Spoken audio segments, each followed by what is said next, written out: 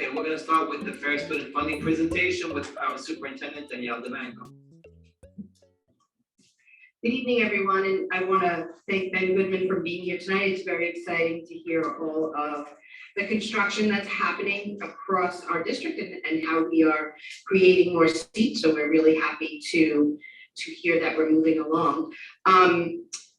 Because we have so many very large presentations tonight, one of the things that I have spoken to President DiBenedetto about is foregoing my superintendent's report, but I do encourage everyone in the community to refer to our district newsletter, which has gone out to all of our schools, as well as our local elected officials and community-based organizations. So please feel free to see that. There's a lot of really exciting things that have happened across our district throughout the month of February.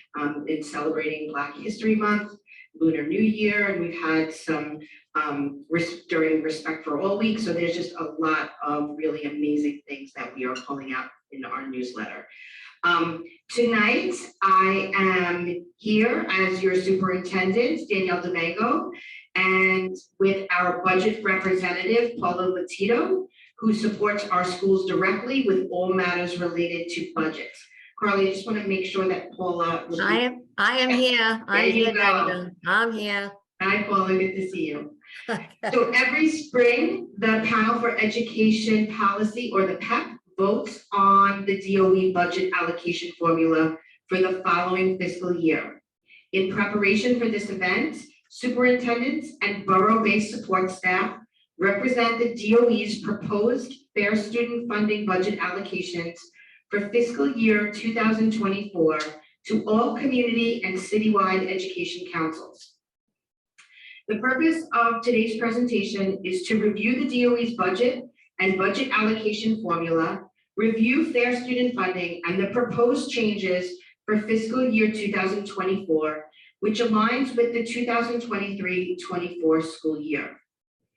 This presentation marks a new approach in how New York City Public Schools is conducting community engagement around our budgets and any proposed changes to the fair student funding formula.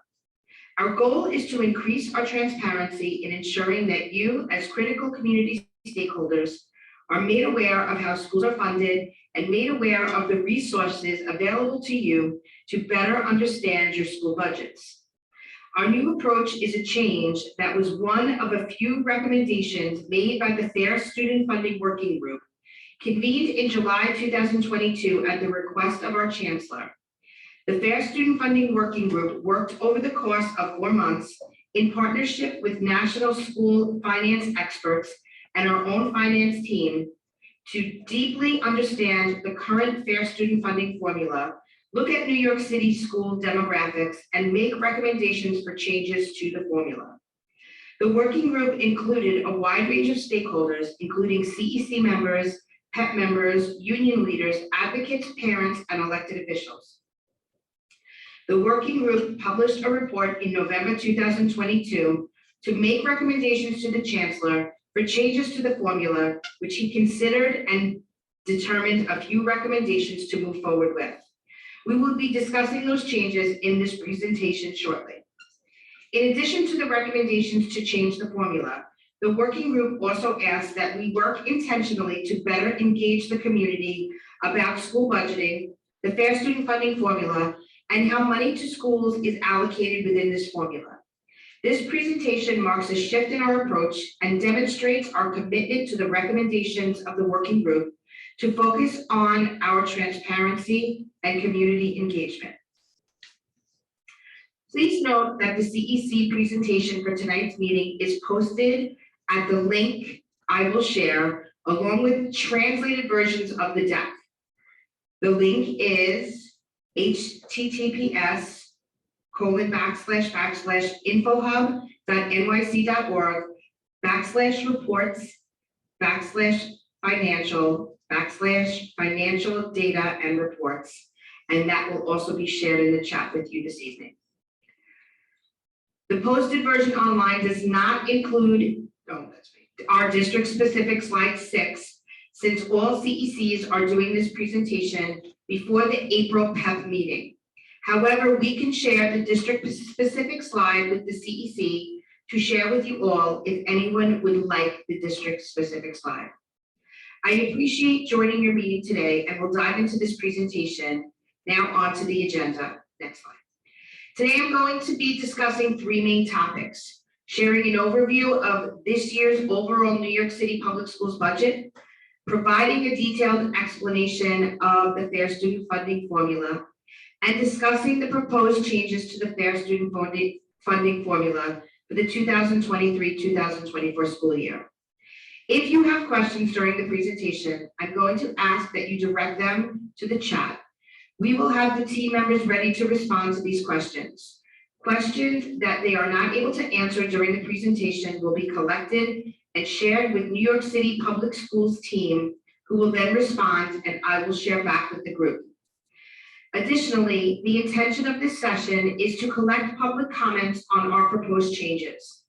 We ask that if you have specific feedback on the proposed changes to the Fair Student Funding Formula, that you please feel free to share that feedback with budget public comments at schools.nyc.gov.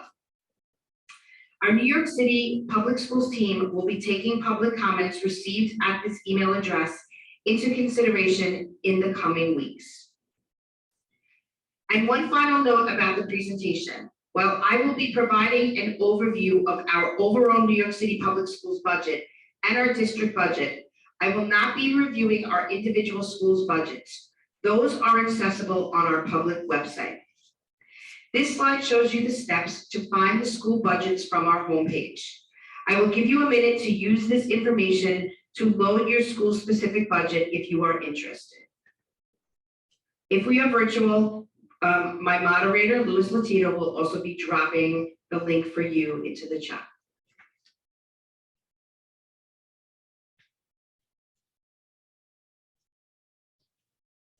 Okay, next slide.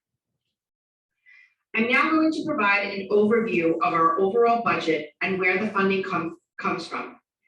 Our total budget for the 2022-23 school year is $37.6 billion, or about $31,000 per student in our system. New York City provides most of our funding. For the 2022-23 school year, the city contributed $20 billion, or 54% of our total budget. Most of our drawing from the city comes from what we call tax levy dollars. City tax levy funds are drawn from local taxes, including property taxes, sales tax, and personal income taxes. Every year, the mayor proposes the amount of city tax levy funding we get, and the city council must pass this budget into law. $13 billion, or 36%, comes from New York State funding. New York State is our second largest source of funding. For the 2022-23 school year, the state will contribute $13 billion, or 36% of our total budget. Every year, the governor proposes the amount of state funding that we will get, mainly based on the number and types of students enrolled in our schools, and then the state legislature must pass the budget into law. Funding generally comes from income and corporate taxes, as well as property and sales tax. Federal funding comprises a total of $4 billion of our funding for this school year. The federal government is our third largest source of funding. The federal government gets its funding mainly from income taxes. Every year, Congress proposes a budget and the president must sign the budget into law. The Every Student Succeeds Act, or ESSA, provides the rules for allocating most of the federal funding we receive. For the 2022-23 school year, the federal government will contribute $2 billion, or 5% of our total budget, as well as an additional $2 billion, or 5% of our budget in temporary federal stimulus funding. In the previous slide, we covered an overview of where New York City Public Schools receives its funding from. And now we will shift into how that funding is spent in our schools and across our system. The largest portion of our budget is allocated towards K-12 schools and instruction. We allocate $15.1 billion, or 46% of our overall budget annually, to support our schools, including health and school climate initiatives, special education, and other operating expenses. Most of the instructional dollars, over $15 billion this year, are controlled at the school level. Within our budget, we have mandated costs that must be covered annually, including employee benefits, pension, debt, as well as state mandated payments to charter schools, non-public, and contract schools. We allocate $2 billion to support early childhood across the city. Finally, our superintendent, field offices, and central offices comprise just 2% of our overall budget. K through 12 allocations are dollars given directly to schools in addition to associated fringe and pension costs, under the oversight of principals and superintendents. School budgets are used for all instructional expenses at the DOE. $15.1 billion in school budgets paid for costs, including salaries and benefits for classroom teachers, classroom paraprofessionals, principals and assistant principals and deans, and other classroom and school-based staff. This also includes funding for textbooks, computers, materials, and supplies. The school operations section pays for non-instructional services that students receive. The $4.3 billion is used to pay for costs, including free breakfast and lunch available to all students, bus routes, loan payments on buildings, new construction and renovation. This is similar to mortgage payments. Non-public and contract school payments cover schools and programs that educate New York City students, but are not directly run by the New York City DOE. The $2 billion includes charter schools, students with disabilities attending specialized schools, and supplemental services to students attending non-public schools. Employee benefits, pension, and debt. This $10 billion pays for healthcare and other employee benefits, pension payments for staff, and debt payments on loans for school construction and upgrades. Next slide. We are now going to look at the financial breakdown for our district. Again, this will not cover the breakdown by schools. You can find that on New York City Public Schools website by following the directions we shared at the start of the session. And once again, that link will be dropped into the chat. As you can see in District 25, we have $396 million budget across 47 pre-K to 12 schools, serving 32,768 students, including our pre-K centers, and this includes our high schools as well. This does not include D75, since those programs are not funded through fair student funding. School budgets are comprised of a mix of fair student funding and other funding sources. Pre-K centers are not funded with fair student funding. Next slide. Who decides how the money is spent at the school level? Once this funding is in place within school budgets, principals are responsible for the funds allocated to schools and have a great deal of flexibility in how they spend the funding. These choices are made in partnership with the school leadership teams, or SLTs. As principals and SLTs create the school's comprehensive education plan, or CEPs, they identify school-specific instructional needs and priorities and align the school budget to this plan. Principals work with their SLTs to create the school budget in alignment to the goals and instructional priorities outlined in the CEP. Superintendents, like myself, supervise all principals in our district through this process and must approve all school budgets in alignment with the school's CEP.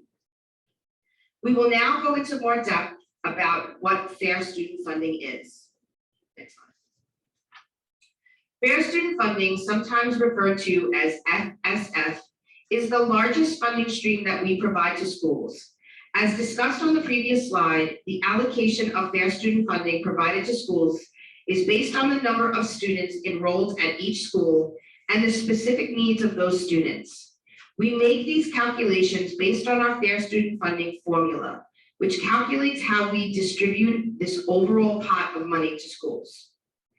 Within the formula, students with needs that require more support receive more funding in alignment with those needs.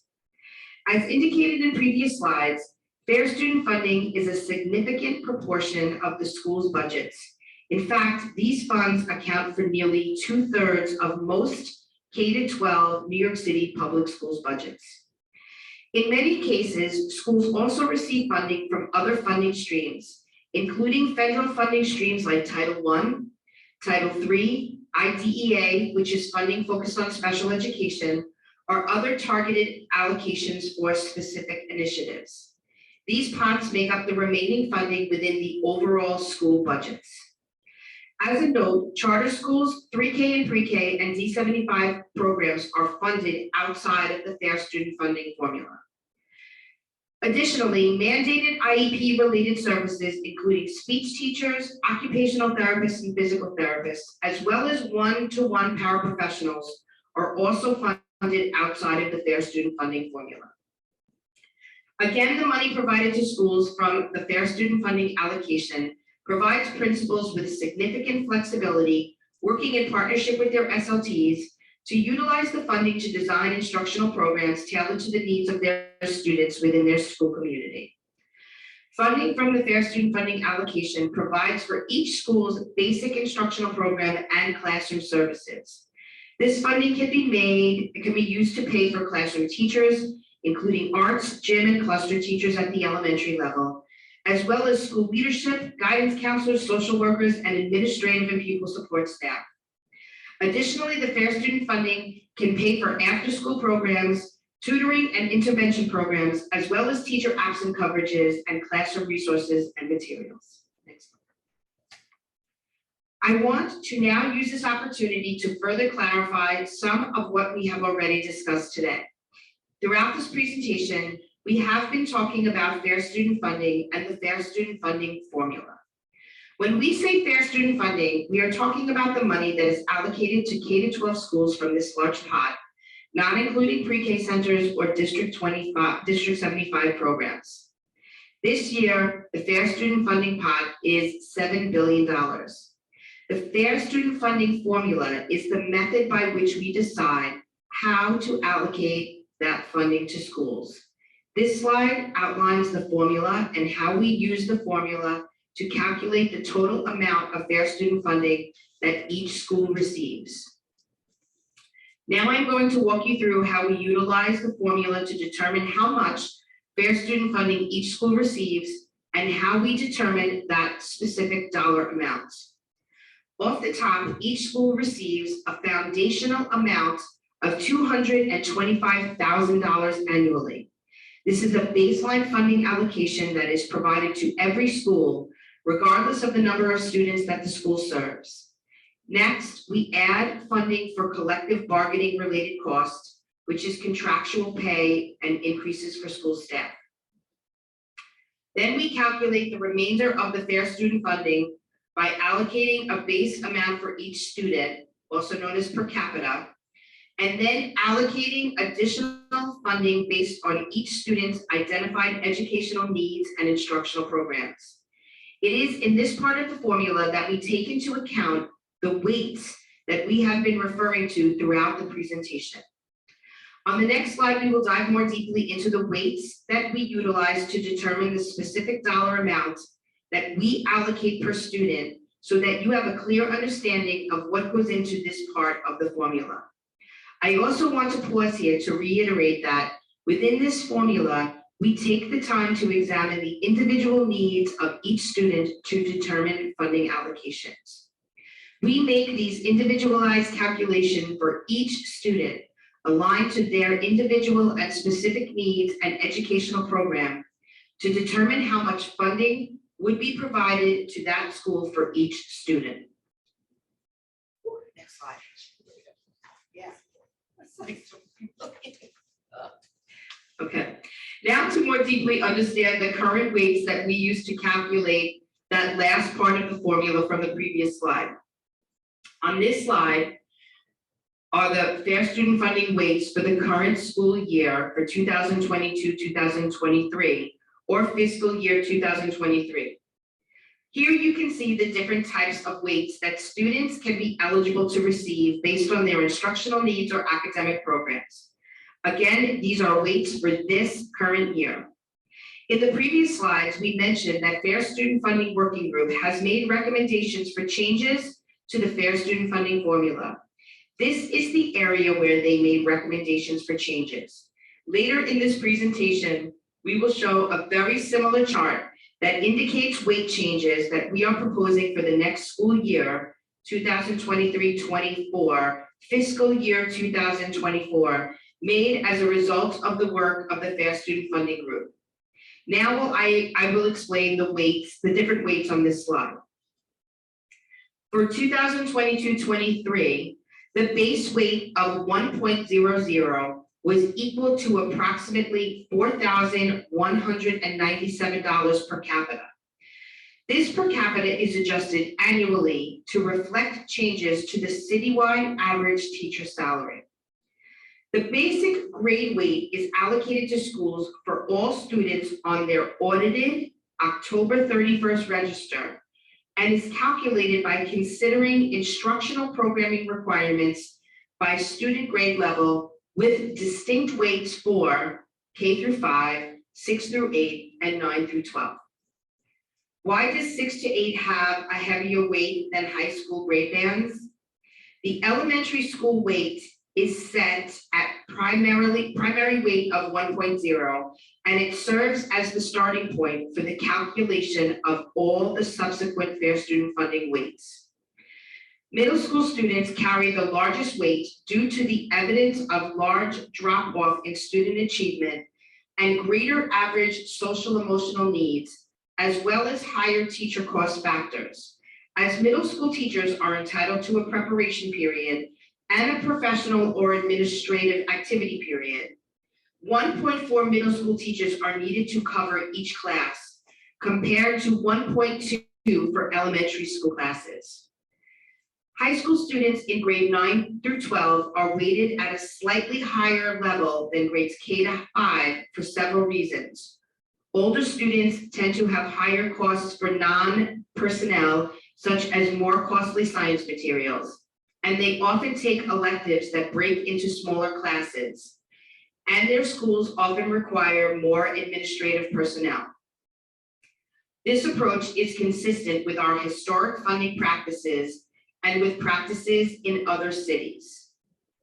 Take a drink, sorry, this is the longest presentation.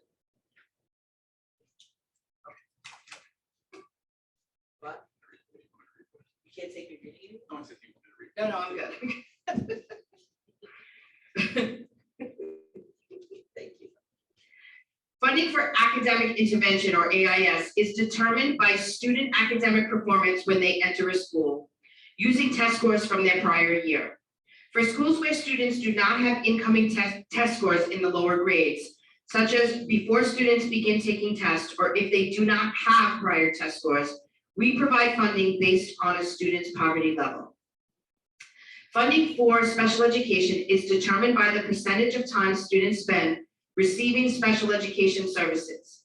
For example, we have one weight for students receiving services for less than 20% of their week, another weight funding students receiving part-time services for up to 59% of their week, and a final weight for students receiving full-time special education services.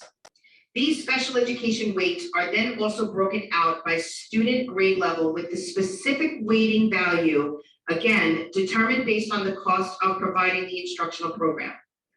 We also provide supplemental funding that supports students who have been declassified as special education students. This funding supports students in their first year transitioning out of special education services through the post-IEP transitional support weight. Funding for English language learners, or ELLs, is allocated based on student grade level, reflecting mandated instructional services, including bilingual and E&L instructional programming. Additionally, we have weights for former Ls who have achieved proficiency within the past 2 years, indicated using state designated term commanding. We also provide funding for Ls with students with interrupted formal education or SIFE status. Students with this classification receive their respective L weights in addition to the SIFE weight. We also have another category of weights for portfolio high schools. These weights are provided to schools based on the number of students who are involved in these academic programs within each high school. Career and technical weights have different tiers, based on the type of career preparation programs. Programs that require more resources such as nursing, agriculture and veterinary, aviation technology, automotive, culinary, etc., require industry-specific equipment, higher level of consumable supplies and materials, student internship requirements that are integral to the program of study, and highly specialized and ongoing industry training for teachers, have higher weights to support that instructional programming. They are also separate weights for students in specialized academic or specialized audition schools and for students attending transfer schools. Only students attending high schools are eligible for these weights. Next. We just took a look at all of the weights that students could be eligible to receive within the Fair Student Funding Formula allocation. I also shared that as we are calculating that formula for each school, we take into account the instructional needs of each individual student within the school as we determine schools' overall budget allocations. In this slide, we take a look at how each student's calculation is determined. The different types of weights are indicated by color in the upper right corner of the slide. In order to determine the weight for each student, we evaluate their eligibility for the weight based on data in the New York City public school system that stores key information about students. Now we're going to walk you through the process for how Fair Student Funding would be allocated for two students, Sam and Alex, through the Fair Student Funding formula. Sam and Alex are two students who attend an elementary school in our district. The orange section shows the grade weight that they first receive. Because they are elementary students, they are both entitled to the K-5 grade weight of 1.0, again, shown in the graph in orange. And now we're going to, next slide. And then, no, go back. Oh, yeah, sorry, I don't want to. And now we've gone through into great depth on the overall New York City Public Schools budget for the current school year, as well as the current Fair Student Funding formula. I'm going to review what is ahead for the next fiscal year 24, which aligns to the 2023-24 school year. There are some common misconceptions around the Fair Student Funding formula and how it allocates resources to schools and students. Our analysis show that by and large, the Fair Student Funding formula is very effective at directing more resources to students that have greater needs. As noted on the slide through the Fair Student Funding formulas, our schools with the highest share of students in poverty receive 26% more per capita funding than our schools with the lowest share of students in poverty. Further, our analysis show that similar patterns exist for schools with students in temporary housing, students with disabilities, and English language learners. And while our data show that the way we calculate Fair Student Funding allocation through Fair Student Funding formula is equitable, next slide, we do believe that improvements can be made to the Fair Student Funding formula.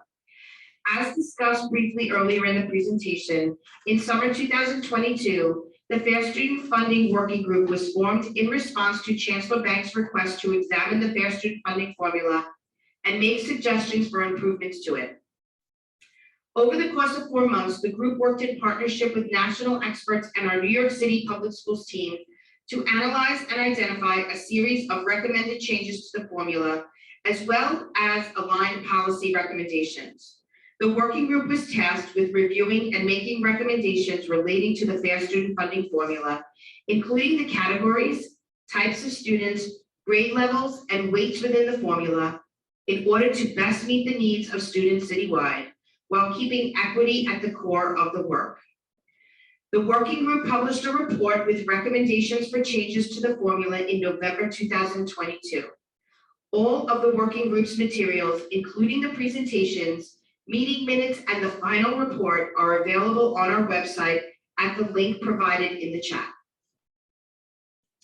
Next slide. The Fair Student Funding Working Group published a report with recommendations for changes to the Fair Student Funding, as well as policy recommendations for how New York City Public Schools could improve Fair Student Funding overall. As a note, some of the public materials published by the working group showed that in some of the modeling that districts would lose funding as a result of some of the proposals. In our implementation of these new weights, districts and schools will not lose funding as a result of these new weights. Moving forward, the Chancellor has accepted and is proposing 2 changes to the Fair Student Funding formula, which I will now discuss. We are first proposing to add a students in temporary housing weight to the Fair Student Funding formula. This weight would provide additional funding to schools for students who are identified as students in temporary housing. This marks a significant shift in how we allocate resources to our students, with this specific focus on supporting students who reside in temporary housing. This will have an impact on our asylum-seeking families who are living in temporary housing, providing additional resources to the schools who are taking them in. This was the top recommendation from the Fair Student Funding Working Group and is expected to drive $45 million in funding, impacting students in temporary housing across all 5 boroughs. We will better understand how much funding we will be receiving in our district by late spring when initial allocations are released. Secondly, we are proposing to add a concentration weight to the Fair Student Funding formula. The concentration weight would provide additional funding to schools with high populations of students with significant needs. Research shows that schools that serve higher concentrations of students with high needs, such as students in poverty, students with disabilities, and English language learners, require additional resources to provide robust education and appropriate resources and supports for their students. This weight is expected to drive $45 million in funding to schools in all 5 boroughs and would impact over 300 schools across the city, serving the highest concentration of our neediest students. We will better understand how much funding we will receive in our district by initial allocations made late in spring. The concentration weight includes factors for proposition of students who are in poverty, consistent with the working group's suggestion that we look at poverty in our weights, students with disabilities, and students who are in temporary housing and other indicators. Next slide. In addition to changes to the weights outlined in the previous slide, the Chancellor has also accepted additional recommendations from the working group. Moving forward, New York City public schools will be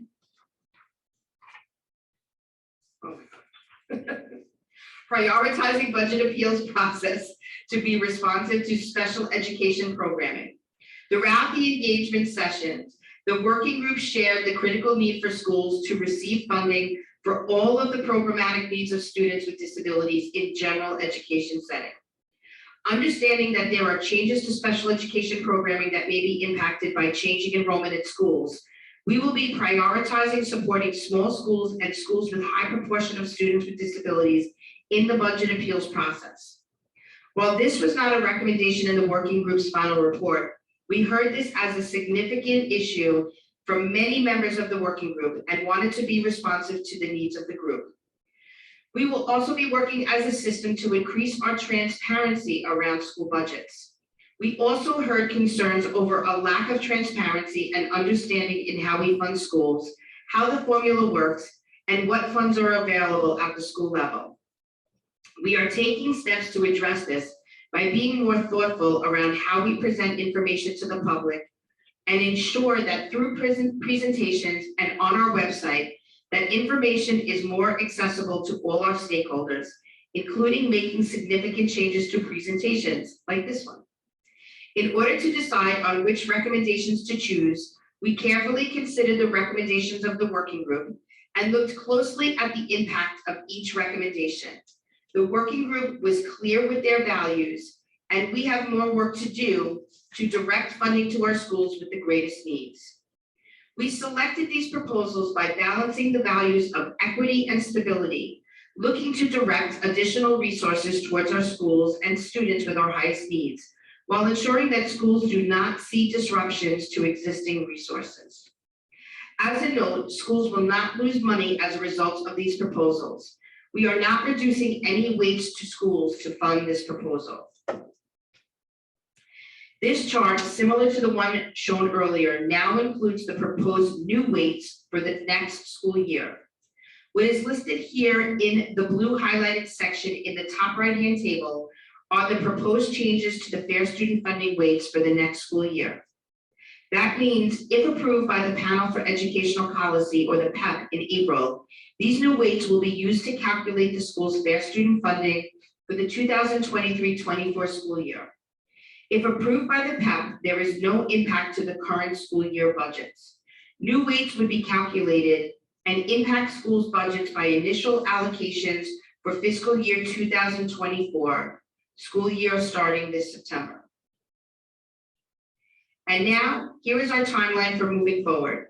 In February and March, given initial budget estimates of city and state revenue, New York City Public School superintendents present the CECs with the proposed fair student funding weights for the coming school year. That is this presentation. In April and May, the Panel for Educational Policy votes on the proposed fair student funding weights for the coming school year. In late spring, New York City Public Schools will release budget allocations to schools. In June, principals, along with their school leadership teams, propose budgets for the coming year. In July, I and my team will certify alignment between school budgets and the comprehensive education plans, each school's CEP for the coming year.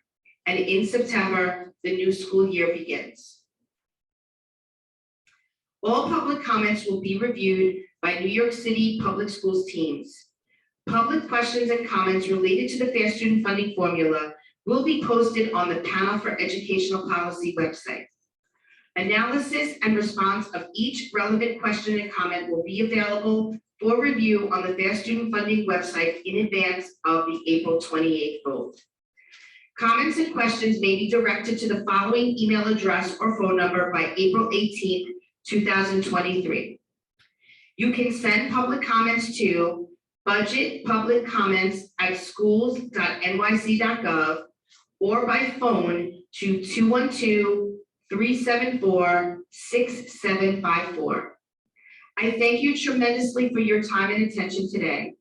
Thank you for sharing your questions throughout the presentation in the chat. We will be gathering any unanswered questions and sharing back responses within a few days. If you have any additional questions that I can support in answering, please reach out to me and my team at contact@d25.nyc. Thank you again.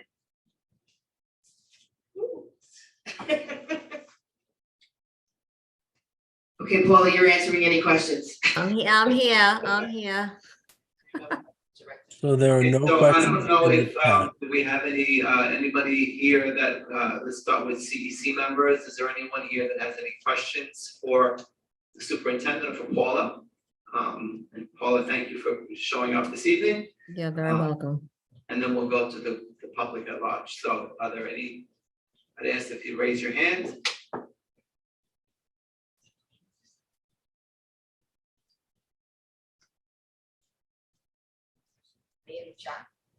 Hi, Joe. I have a question. Okay, go It's ahead. Wendy. Wendy, go ahead. So with this new calculation, will there be a decrease in funding in our district based on this new formula? Would anyone know? Now, Wendy, there's not going to be any decrease in the funding that we already received. It's going to be additional funding for certain schools with large numbers of students in temporary housing and a large, with the new concentration weight, schools that have like the neediest students will get extra funding, but we're not going to be, you won't be reduced any funding.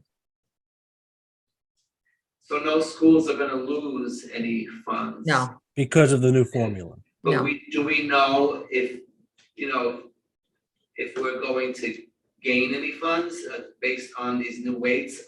Does it affect our district? I don't know. I did speak to Danielle a little about it. I don't think it's going to impact our district that much. We might have like one or two schools that might get a little extra that, have low performing students or many students in temporary housing, but I don't think it's gonna affect our district that much. Unfortunately.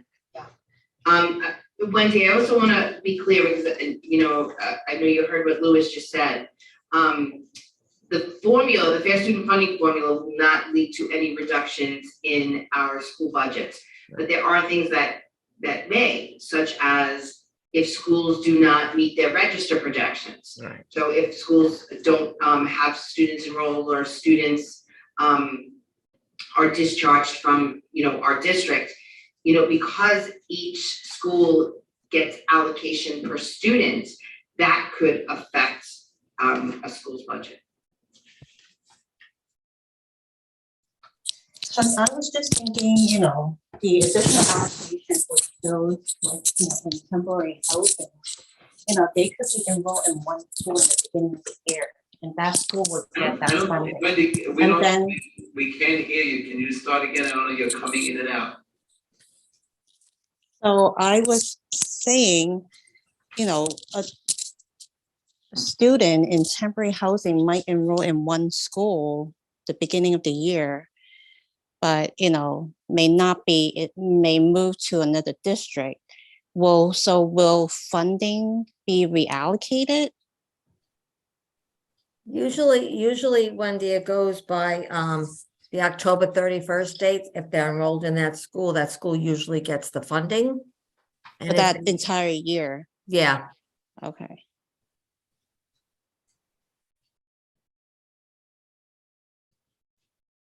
So, I mean, this is a very complex formula and very detailed presentations. Thank you, Danielle. But I have just a question. I have a question. So I know that citywide, we estimated that we will spend about $31,000 per year per student, right? Do we know what those numbers are for our district? No, they didn't share that information with us, Danielle. They don't, yeah, we have no district information like that. Understood. Okay. Does anyone else have any questions or comments? There's nothing in the chat. One person is thanking you for the presentation and all the information. One further question, maybe Paula, you could help. If you go back to the screen, can you do that? Yep. Can you go back to the presentation, page 11? Because I don't think I was able to follow how the weights work. No, that one, correct. Yeah. So I understood the first part, the grade weight, and I didn't understand how we got the different numbers between Sam and Alex. Okay, all right, Danielle, I'll do this. So, all right, we understand the grade weight. All the students in K-5 schools, primary schools, they all walk in the front door with $1. We're going to use $1 in their backpack, say. And then the rest of the weights are whatever kind of extra need they have. So the academic, as you see, for elementary school, it's the same. So it's an additional 12 cents. So both Sam and Alex get the 12 cents.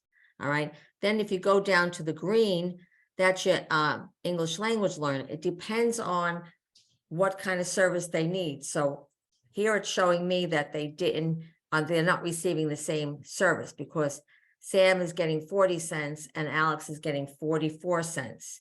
And then when you go up to special education, you'll also see that Sam is getting a different amount of money than Alex. Alex looks like he's in a full-time ICT class.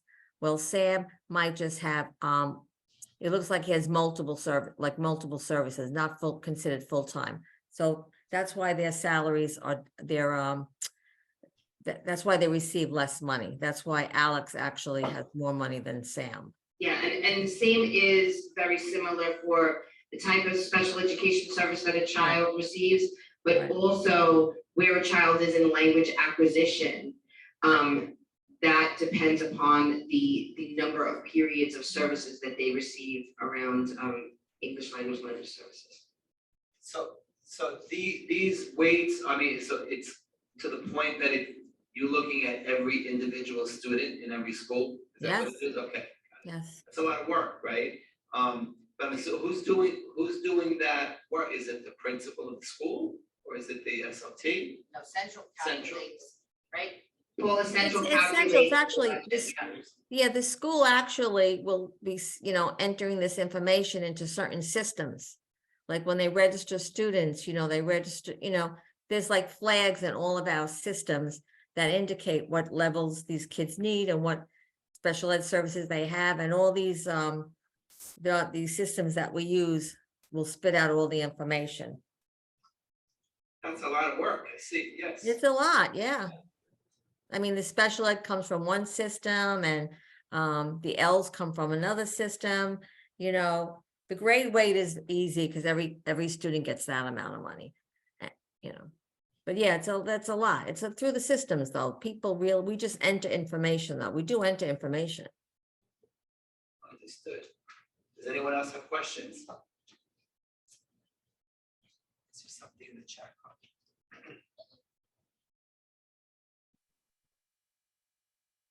Okay, last opportunity. I know we have until April, correct? It's on the chat for any comments. I'd invite you, if you have any comments, to post them. Or if you want to ask any questions, this is the time. We have Paula here, we have the superintendent here.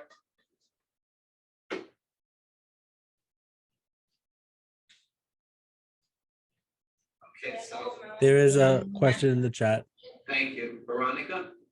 Yep, so the question is there no amount that transfers with the student? So I think, Veronica, are you referring to students who change schools after October 31st? Yes, that's what she's Okay, asking. so Veronica, like their needs will always transfer. Like if they go to a new school and they had special education services in their old school, and they'll always get that. Like always get the service. But after October 31st, it is a little tricky. It really is, because it's the school really that gets the money when they're there on October 31st.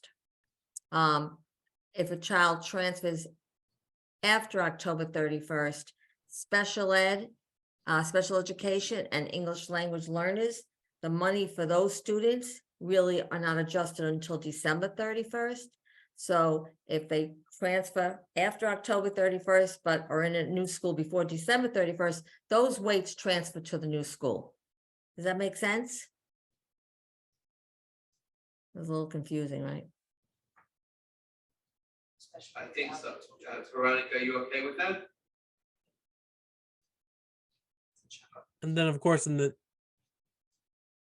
so is the adjustment in December like a plan B, like a second, like a? Yeah, second well, you know what it try? is, they adjust the grade weight October 31st, which is your largest weight. And then your English language learner weight and your special education weight, that actually gets adjusted on December 31st. So even if a student comes in after October 31st, they might not get the grade weight, but they're always going to get the special ed weight or the English language. They'll always get something. And of course, in the next school year, if that student's in that new school, they'll get. all Oh, yeah, money the whole- that- yeah, Because they're in that right. new school year. Right. Mhm. And this May I goes for- just, Yes, may I go ahead, just Joe. say something? Yep. I worked in the school before. The October 31st number is very important. The DOE has to make a decision as to what money to give to each school. They can't just keep adjusting it every day. So if a student transfers, that's far and few in between, most kids stay, if Right. I'm not mistaken. No, you're They right. need- That's right. October But they need a 31st. number to go by so that they can allocate the budget. Right. We can't, like you said, we can't keep on adjusting budgets every time a student leaves or transfers. Thank you. Understood, thank you. I'm seeing 4 comments up. Is that those all comments? Okay. Yeah, we're good. We're good in the chat. So if we're good, this is your last opportunity. If anyone else has any questions, otherwise we're gonna move forward. And I want to thank Superintendent Domingo and Pauline here. Paula, sorry. Are we good?